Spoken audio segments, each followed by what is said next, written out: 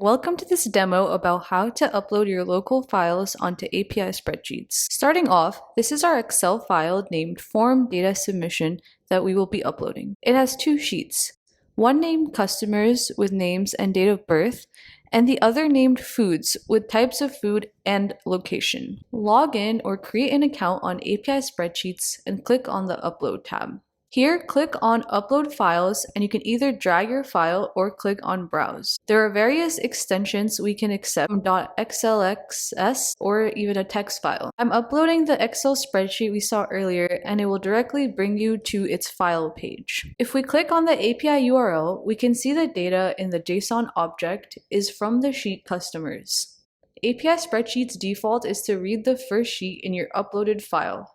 However, to change that, you can go on Change Sheet under Actions.